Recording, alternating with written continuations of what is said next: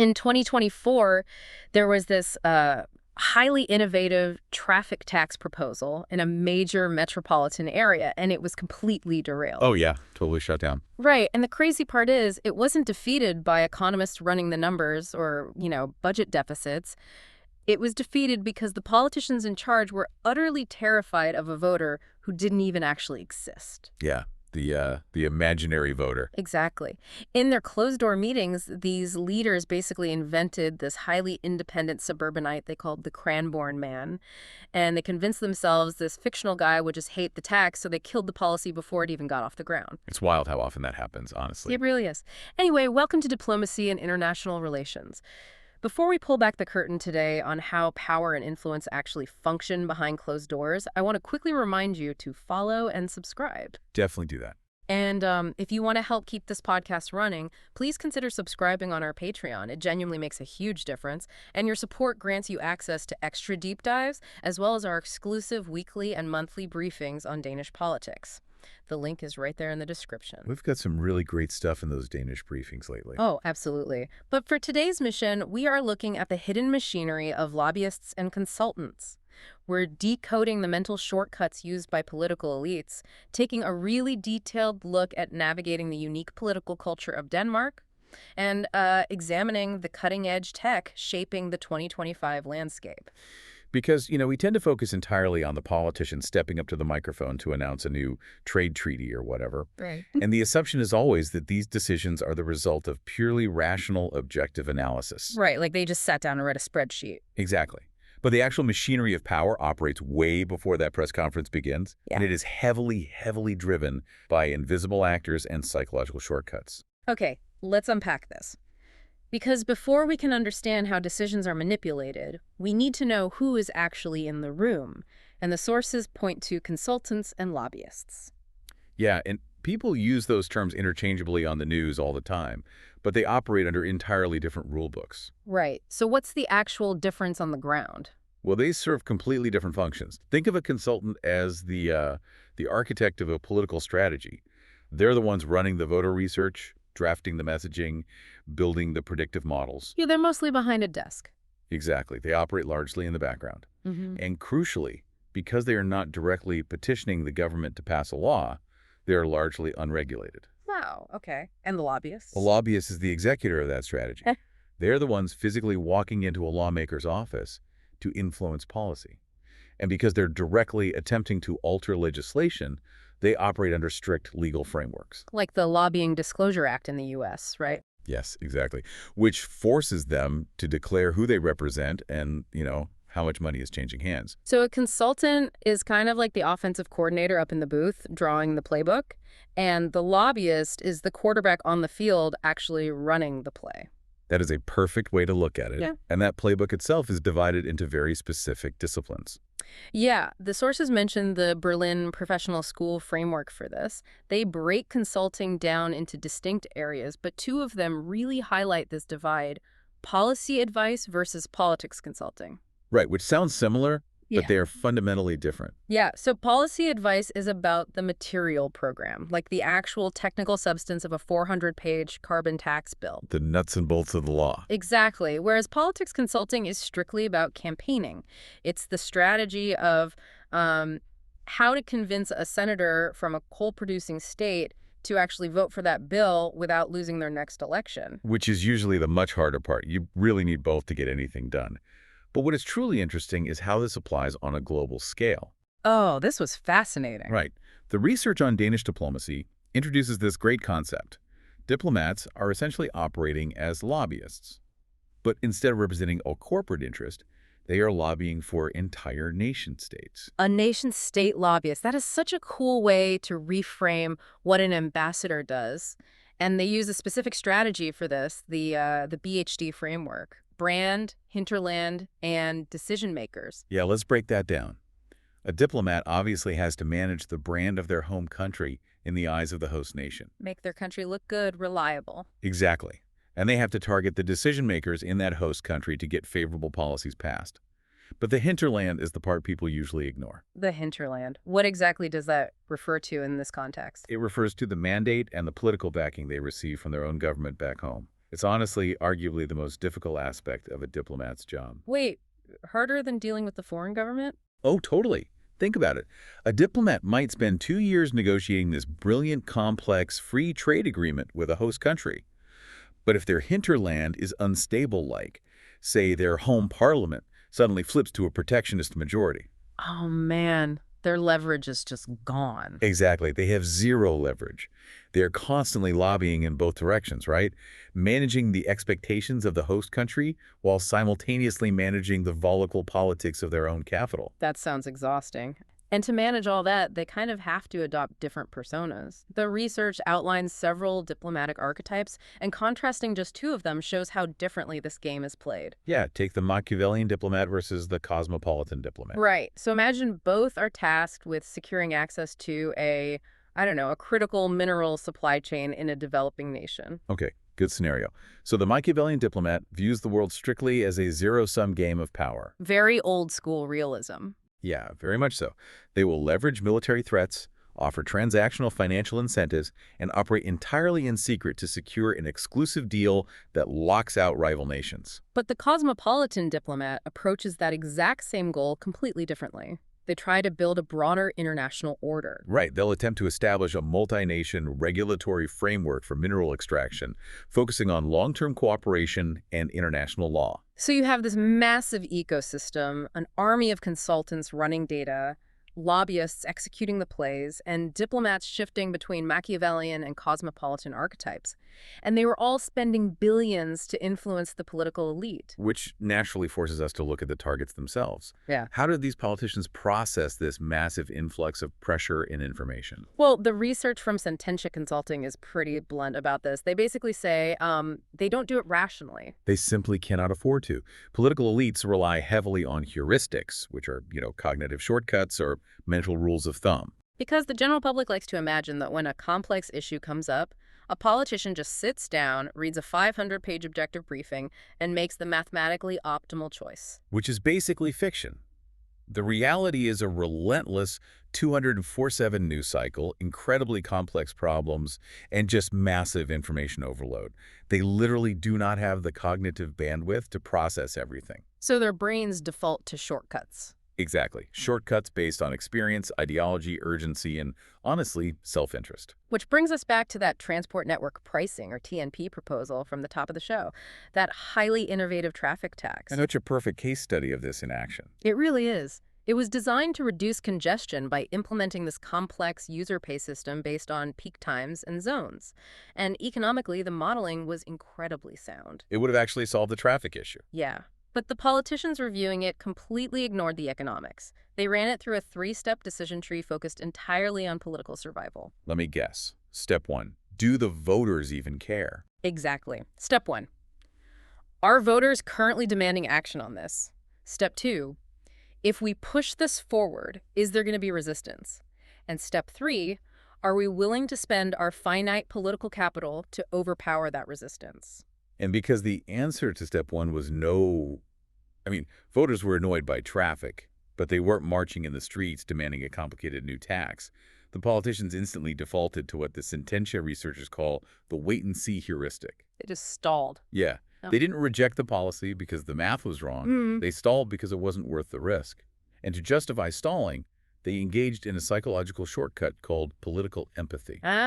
Putting themselves in the voters' shoes. Right, and that's where they invented the Cranborn man stereotype to anticipate the pushback. Okay, I have to push back here a little bit myself. Yeah. If leaders constantly default to this wait-and-see heuristic just to protect their political capital, doesn't that mean big necessary innovations are just doomed? That's a very fair point. Because if you just sit around waiting so you don't upset an imaginary Cranborn man, we'd never get anything done.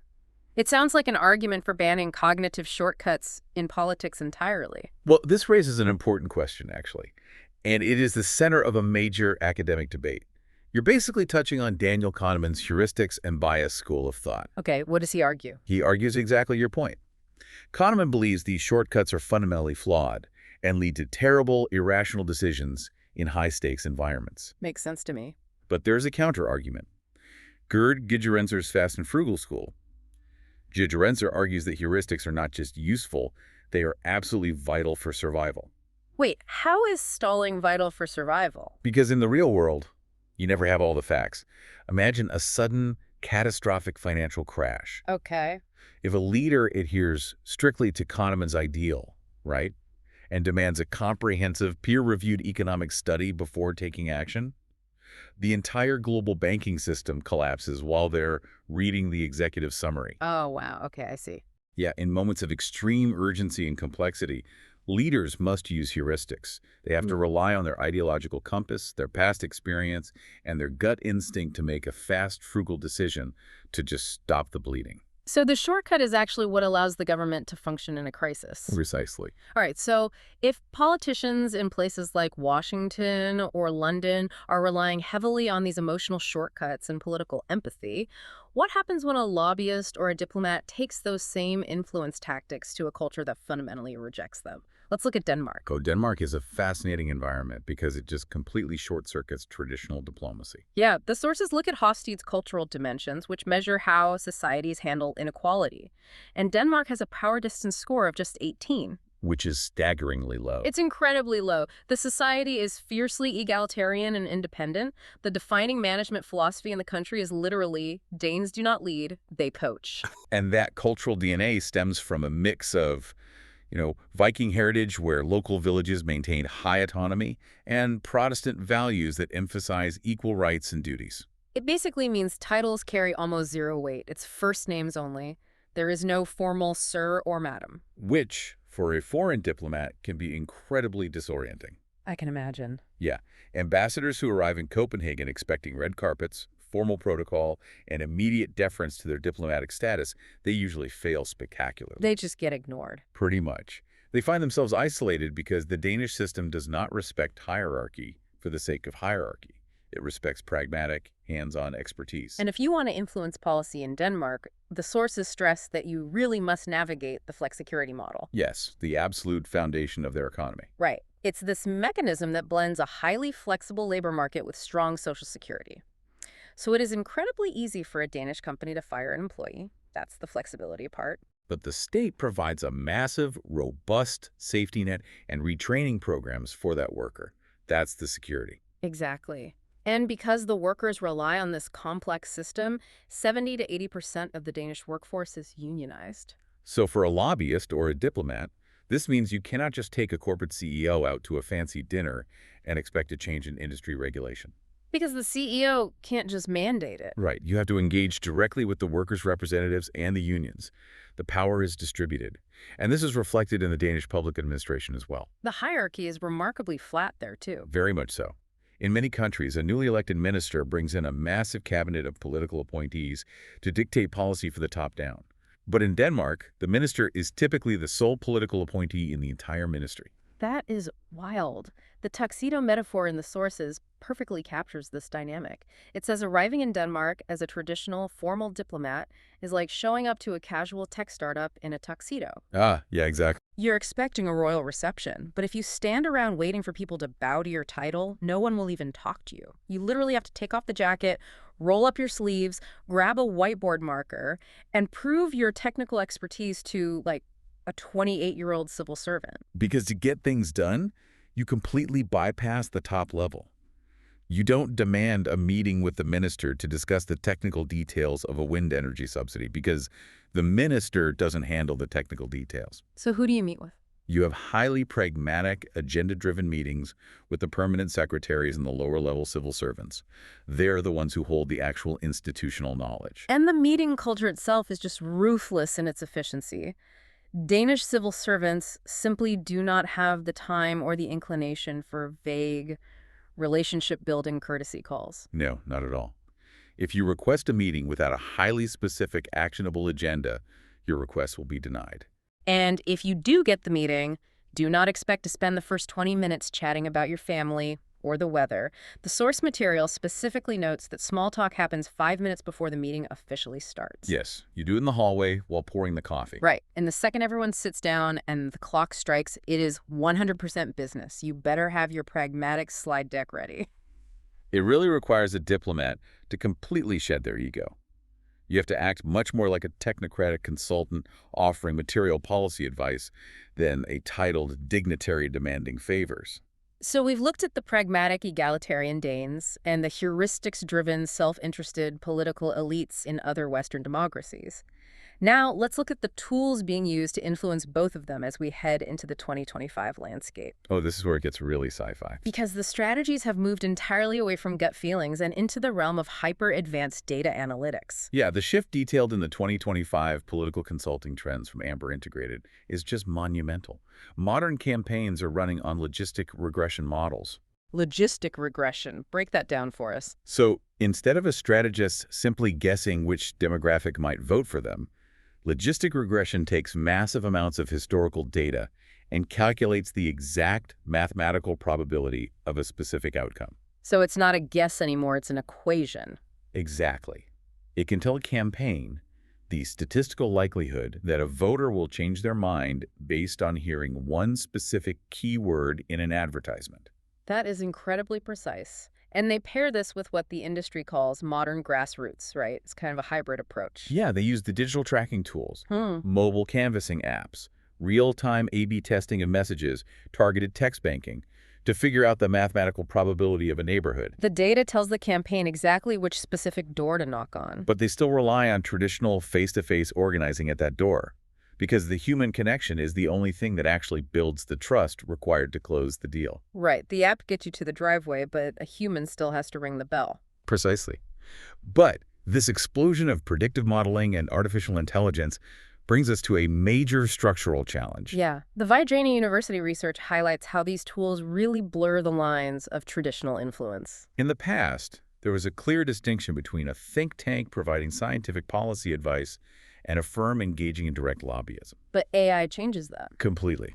Because as AI becomes capable of generating perfectly targeted, hyper-personalized messaging and policy drafts in seconds, that line disappears.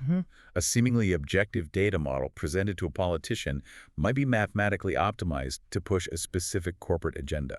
Wow. So campaigns and consulting firms are having to scramble to establish strict internal ethics guidelines. And not necessarily out of altruism, but simply to protect voter privacy and avoid regulatory crackdowns that would ruin their business models. Exactly. They have to police themselves before the government does. So, what does this all mean for the pragmatic, enlightened model of democracy? You know, the idea where scientists and the public explore problems jointly and then have a rational public debate to find a solution. Yeah, that ideal is under threat. Because if AI is feeding perfectly tailored emotional triggers to the voters and then turning around and feeding perfectly tailored probability data to the politicians, the rational debate is just gone. Aren't we losing actual debate? The algorithm is just playing both sides of the board. What's fascinating here is if we connect this new technology back to what we discussed earlier about elite psychology, the picture becomes very clear.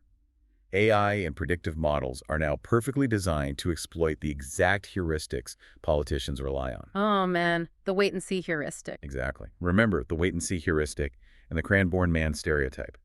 And AI can instantly analyze millions of social media posts, purchasing habits, and mobility data to tell a politician exactly how the modern cranborn man is feeling on a Tuesday morning.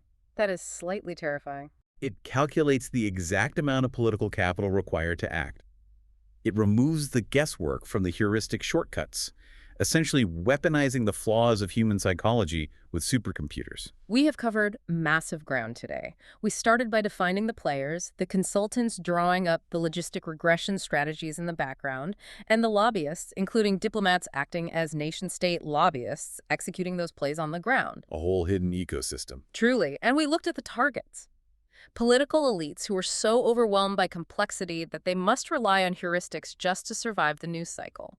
We traveled to Denmark to see how these influence strategies collide with a fiercely egalitarian culture where your title means nothing and your technical expertise means everything. And finally, we looked at the 2025 landscape, where AI and data analytics are supercharging how these actors map our behavior and push our psychological buttons. As we wrap up this analysis, I want to leave you with a final thought to mull over. I'm ready. We established that human political elites naturally default to the wait-and-see heuristic. They want to avoid risk and preserve their political capital. But the new AI predictive models driving campaigns are trained almost entirely on past human behavior. Right. So, will these advanced technologies simply reinforce our existing political gridlock, constantly advising our leaders that the mathematically safest play is to do nothing? Or, as the algorithms become more sophisticated, will AI eventually learn how to artificially manufacture the exact kind of urgency required to force a politician out of their comfort zone and into action? That is a brilliant and honestly slightly terrifying question to end on. If you want to keep exploring how these hidden dynamics shape our world, make sure you follow the podcast. And please take a second to rate us 5 stars. It truly helps the podcast reach more people who are passionate about international relations and Danish politics. It really does help a lot. Next time you see a polished diplomatic handshake or a perfectly timed policy announcement, remember, you are just seeing the final act of a very complex, very data-driven backstage production. Thanks for joining us for this deep dive, and we'll see you next time.